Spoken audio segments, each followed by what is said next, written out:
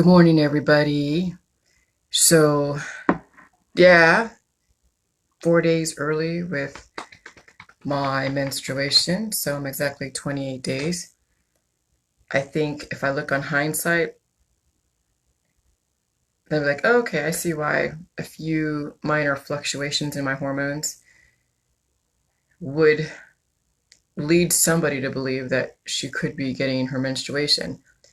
But I was expecting my period to be coming around the 28th, not the 24th. So it's really interesting watching my biochemistry go through its series of changes and what all of you have to look forward to relative to where you are on the spectrum of life.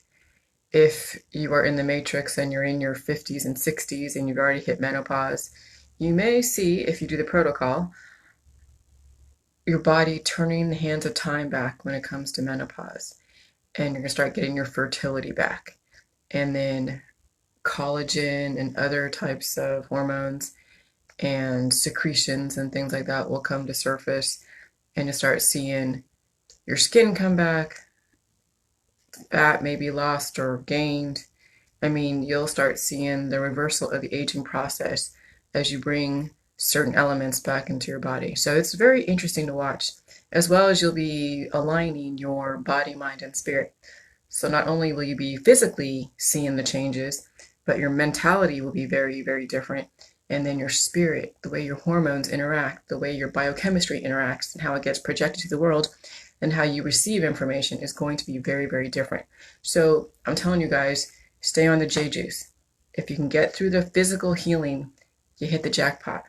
And sometimes the physical healing is going to be what stops certain people because they have too many issues and they're not strong enough to really ride out the healing process.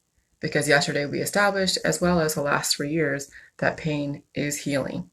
And how you manage pain is going to be the difference of whether or not you're on a life trajectory or on a death trajectory. Okay? So, with that said, now is understanding how to negotiate the elements. And at this point, the way our world is, and the way geopolitics is, and the way in which we interact with each other, and the way competition is, it is a zero sum game. So when you play a zero sum game, everybody's going to lose. Because but those that say, majority rules, or I'm the winner, or it's a win or lose type of situation, yeah, even though you won, you really lost. Because in the bigger picture, you've now taken all the resources, you've completely overwhelmed something or somebody. It's like a cancer. It's like cancer versus a human life. Either you're going to win or the cancer's going to win. And guess what? The cancer wins every single time. And even though you may go into remission because you stopped that current programming at that time, your whole outlook is that you're going to die at some point. And so you're not really truly going to change your biochemistry. So eventually the cancer is going to then shapeshift into something different, a different cancer, a different disease. And then aging is also a cancer. You have to realize that aging in the matrix and the alternative matrix is a cancer because it's basically viruses taking over, and your weaknesses will then be shut down because of how in which you handle and manage your cancer. So yeah, there's so many elements in the universe.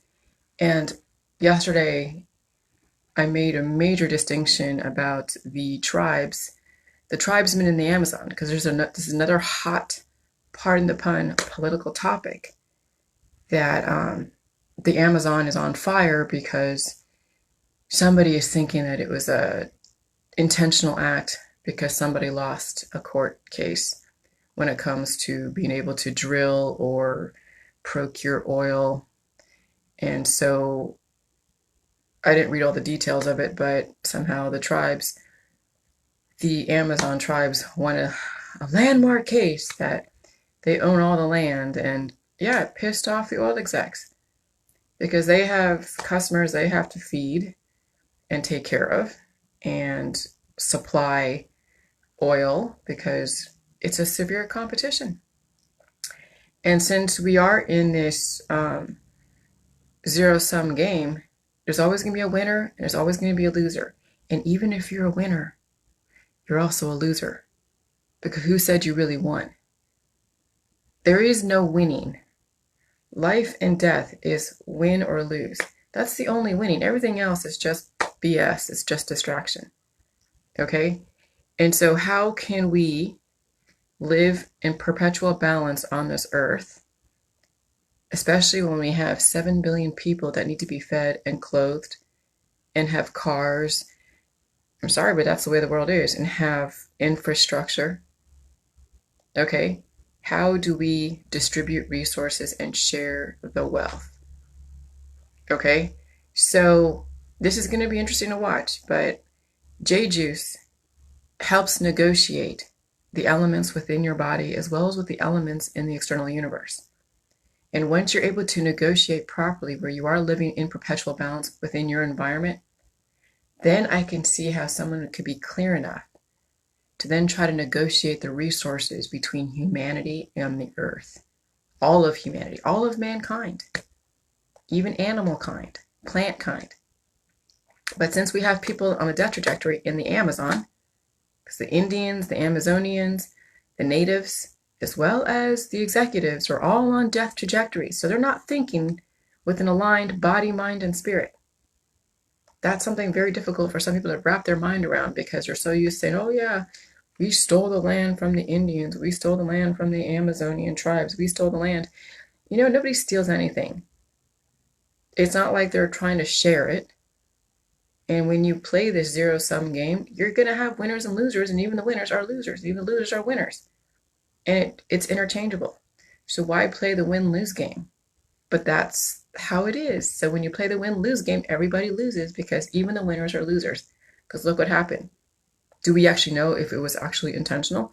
No, but they won a case and now the forest is on fire. You do the math. Not saying that I believe in the conspiracy, but hey, when you disenfranchise a massive amount of people, you're going to piss off somebody when you disenfranchise. There's a way to negotiate the Earth's resources relative to the population and make it work symbiotically. And if you can't even do that within your own body to where you reverse the aging process and live indefinitely, there's no way you can do that on a grander scale. If you can't even do it at home.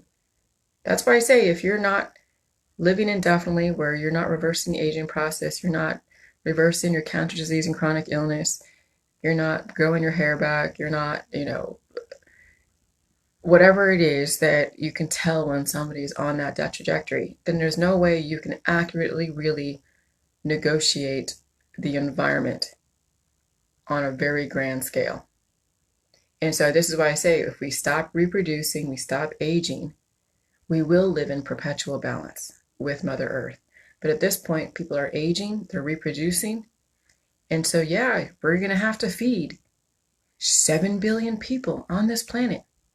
And there should not be one little tiny population owning 90% of the Earth's resources.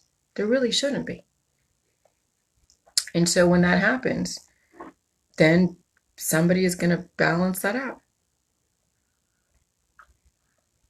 The thing with J-Juice is you are utilizing resources that are regenerative. Salt is not going to go out of existence. Salt's not like an element that's like oil where the Saudi Arabia only has like maybe 10 or 20 years. Okay? Salt is ever prevalent, especially pink Himalayan salt. Cabbage is a renewable resource. You can keep growing cabbage as long as you have photosynthesis. Water is ever prevalent. What is it? 80% water on this earth? Water is ever prevalent. You can get it from the ocean, desalinate, or you can get it from the clouds, get it from the lakes and the streams, and it should be distributed equally amongst everybody in the world. No one should ever hoard water because, oh, you don't want to disturb the environment. I'm sorry, but your very existence, whoever you are, environmentalist, disturbs the environment. So I don't want to hear you speaking out of both sides of your mouth. Everybody that lives disturbs the environment. But if you are consuming, can you regenerate and create processes to make sure that you regenerate whatever it is that you are consuming? And that really is what the key thing is. So if you're so worried about scarcity, then it means that you're not regenerating. Now, when the oil is all done with, because we know that day is going to happen maybe the next 50, 100 years, I don't know. I see all these things on the internet that BP says, oh yeah, you only have 12 years left or 20 years left. And they keep saying, oh yeah, you're going to run out of oil in 2012. But that was like, however many years ago, right? 1980, 17, 16, 12. Yeah, that was like maybe 5, 6, 7 years ago. Okay, oil is going to be around for a bit, though we hear rumors that we're going to run out of oil. And so they keep trying to drill in different places. But that's because we keep reproducing and we keep aging and we keep dying and reproducing. And so we have to feed these 10, 20, 30 kids that people have. Where do you think infrastructure comes from? It doesn't just come out of a vacuum. Where do you think cars and mugs that have cockadoodle doos on there come from? Doesn't magically appear. It's from industry. We have so much diversity with people's hobbies, and those hobbies take money, takes resources, it takes elements and galvanizing them and doing chemical processes, and they turn into something like this. Okay? So, I mean, you all have your hobbies and your interests and all of your little extracurricular activities. Somebody has to go and create an infrastructure around you being able to have all of your creature comforts. Okay? So, yeah, you're going to need oil, you're going to need gas, you're going to need wood. So, if you're going to be cutting trees down, then yes, you plant some trees over here. The tribesmen, if I was an Amazonian tribesman and I was leading a bunch of people, okay, and there's these oil execs or these logging companies that know they have to go and house another generation of people because people keep having children, okay? So they say, hey, so you have 2.6 billion acres or 1.6 billion acres and 2.6 square miles of Amazon rainforest. Well, if we take 1/3 of that, then we will go and then sprinkle a bunch of tree seeds in another area over here, or we're going to go and reforest an area that has been barren. And if they're doing geoengineering, maybe they are trying to create a better climate for much better growth in areas that were barren. I don't know what exactly they're doing, okay? But there's a way to negotiate the resources where everybody wins. And if you can't negotiate your own body to where you can live indefinitely, there's no way you can negotiate your resources to be able to handle and be able to be generous to everybody on the planet and stop hoarding. Because what is hoarding? Hoarding is when you are taking a bunch of resources and you're hoarding it all to yourself and it's not doing anything for you really or for humanity, for the longevity of humanity as well as for your body. So when someone hoards fat, it's because they have an imbalance in their body and they're not releasing the excess, and then it causes malfunctions in the body, mind, and spirit. When someone hoards excess minerals in the body, it causes the aging process. And then what happens is it causes then more infrastructure to be had to be able to manage a population that is aging.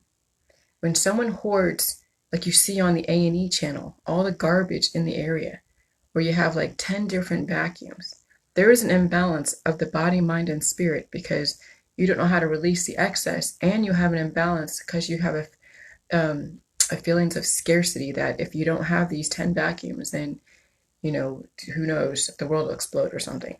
When someone hoards so much money and it's tied up in investments and tied up in just stuff, that's not doing anything for the community. Actually, what that does is it causes more consumption. And so when what it took, how many people that had to be housed and how many factories had to be built and how much infrastructure had to be created and how many trees had to be cut down and how much oil had to be mined and coal had to be mined to be able to have something like this. And when people hoard things like this and they don't negotiate it correctly to then allow a continuous regeneration, then what you've done is you just consumed something that has no return on anybody's investment, not even for you. So when people hoard money or they hoard debt, when you hoard debt, you are over consuming and you're not even producing. Okay? So what the Amazonian tribe is hoarding all the rainforest, which yes, we need trees to breathe, but we also have a lot of people to freaking house and to provide heat, to provide shelter, to provide transportation in areas that don't have, transportation or need to have transportation. If you don't realize, like when you hoard water, you're basically trying to starve out another population. Nestle isn't bad. Kraft isn't bad. The corporations are not bad. It's because there have been people who are so emotional that don't understand how the world works. Not everybody can live around this oasis. Like when you see an oasis in the jungle and you see all the animals put down their arms and they go and drink out of that pond because they all know they need to survive. We can't put 7 billion people around the Great Lakes. So what do? They go and take the water from the Great Lakes, they bottle it up, and they distribute it to the regions that don't have water. Why is that so difficult to understand? Are we that selfish now as a human that we don't understand why corporations exist? Corporations have to then charge for the water because it takes money to go and take the water from there. It takes money to take it from point A to point Z and all the things that happen in between. When you're a caveman and you live far away from a water source, because there really isn't shelter around that water source, guess how many miles you may have to walk to go then and get that water and bring it to your little area to then live on for your family. Okay, so we're taking this further than the caveman, and we've made it so convenient to have 7 billion people live in all different remote parts of the regions of the world. And then we distribute the resources accordingly. And then now we have these activists that are working from emotion totally imbalanced, then causing so much crap. No wonder our governments are just pissed off and don't know what to do. Because we have people that don't understand how the world works. They live in their little bubble thinking that this is only what exists. Is there like maybe their 500 friends, if that.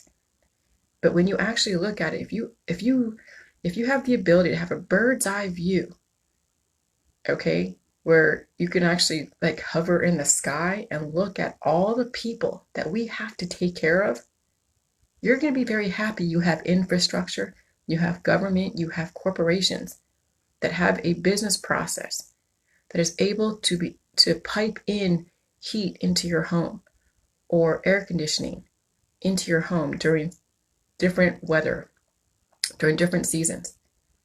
You better be thankful that you have somebody that is able to organize a company so you can have a car that your hormones are preferencing. Oh yeah, I'm a Tesla person. Oh yeah, I'm a Honda type person. Oh yeah, I'm a, I don't know, Geostorm type of person.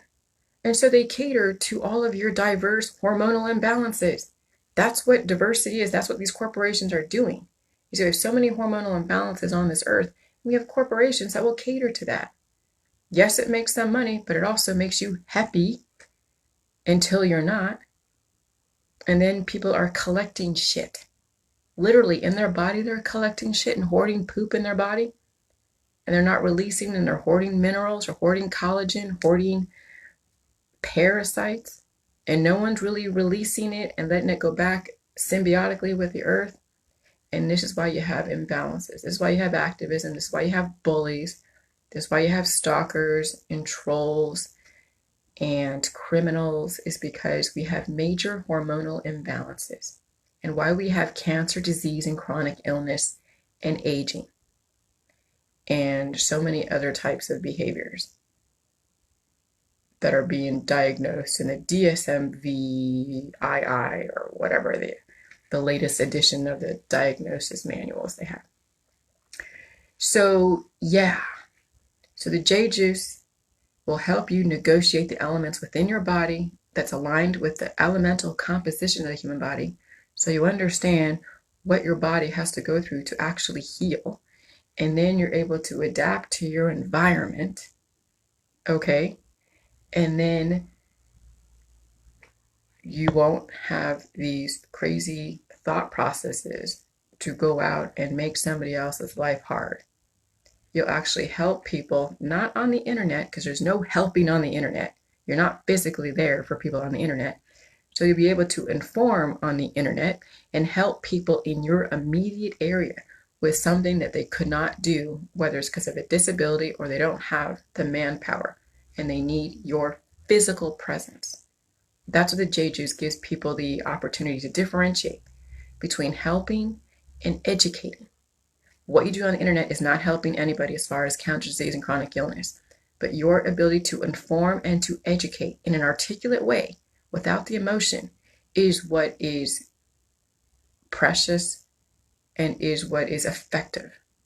Give people the opportunity, the option to then do their own research. And then in your immediate world, you help people around you that you choose. You don't have to help everybody because you don't want to spread your resources too thin. Because if you're giving away more of your hormones and your energy, more than you're getting back, now you've caused an imbalance. There are people that give way more than they get in return, and they don't know how to negotiate the elements to get that return, even if they generate them themselves, and they expend themselves to where now the people out there are sucking the life out of that person. We don't want that either. We don't want overgivers, undergivers. We want people who know how to live perpetual balance, understand their worth, not hoard debt or hoard money or hoard collagen or fat or water. But we want to know how to give and take on an equal exchange to where then you are living indefinitely and you're providing somebody else the option to live indefinitely. And that's really truly what it is. And so we have a lot to learn, and we're going to watch the Amazons burn because it's a zero-sum game. They wanted to play hardball, but oh yeah, we were here first, we own it. Okay, sorry, but you live in a world full of people. So you learn how to share your resources. You know, I've made my own mistakes in how it is I rolled J Juice out. But there are remedies out there that people can utilize along the way as they're healing.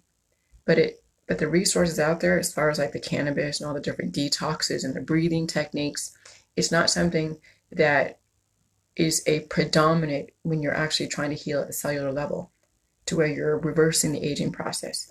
It could be a utilization to kind of help manage a little bit the pain process, but not be something that you're utilizing indefinitely, because really truly you do not want to be relying on breathing to get you through. I mean, yeah, you get to breathe, but all these different, spiritual stuff which is great, but you don't want to rely on that. You don't want to have to be a total go-to all the time to help you manage your symptoms, because at some point you're not going to have any symptoms. So then you won't need to have to do those breathing techniques. No different than cannabis. Yes, people use cannabis to kind of help them through the healing process with J Juice, but it's not something that someone's going to go to on an indefinite basis. Yes, you're going to have prescription drugs or other types of therapies that you've been prescribed by your doctor. But the whole point with the J Juice is to get off those therapies to where you don't have to need them. Okay? So there's a way to negotiate the elements to where you can utilize them for a short amount of time, but the end result is that you're able to negotiate the elements on a continuous basis where you're asymptomatic and you're living indefinitely, where you're living in perpetual balance with Mother Nature. And you're not hoarding, and you're not taking, and you're not over-consuming or overproducing. You're balanced. And then you're not reacting or being so love, love, love, and oh my God, I'm going to be so kind and everything to everybody, which is fine. But then also you don't have balances. You don't have boundaries. But they're not coming from hate, hate, hate, and fear and division, which is the other side of it. You're going to live in, and you're not going to live in indifference, where you're going to be selfish with your emotions. But you are going to acknowledge and move on. Acknowledge and move on. And then strategize. Acknowledge, move on, strategize, replenish, regenerate, produce. And you know that if you're going to give so much in this, you need to take back so much in this. If you're going to go out and expend all this energy and thought process, you have to keep replenishing your resources. Okay? And so, yeah, if you get off the J Juice for a certain amount of time and you're eating foods, and yes, your body is processing them, and you're going off and hanging out with different people and exposed to different viruses, you're going to eventually have to bring in more of a bringing in J juice to help make sure that everything is staying well balanced, because J juice is the data that's able to negotiate all the elements in your activities that's in your daily life, because it helps you adapt to the ever changing information that is constantly being thrown at you. There are so many different viruses that are just floating around, that are changing and shape-shifting and mutating. And if you're not keeping your device, your body, upgraded, you will not be able to handle that data, that information. So you will always be doing J-Juice. May not be at the level and the amount that you did in the beginning to help balance out the organs and the systems and then heal the weaknesses, but you will always be doing J-Juice. And I'll tell you, I was drinking, somehow my body knew that I was about to have my period. Not that my body knew, but I was drinking more of my juice than usual. Because yesterday I was having some, I was just feeling some kind of way, and I'm like, I need to drink my juice. So I drank like 2 cups.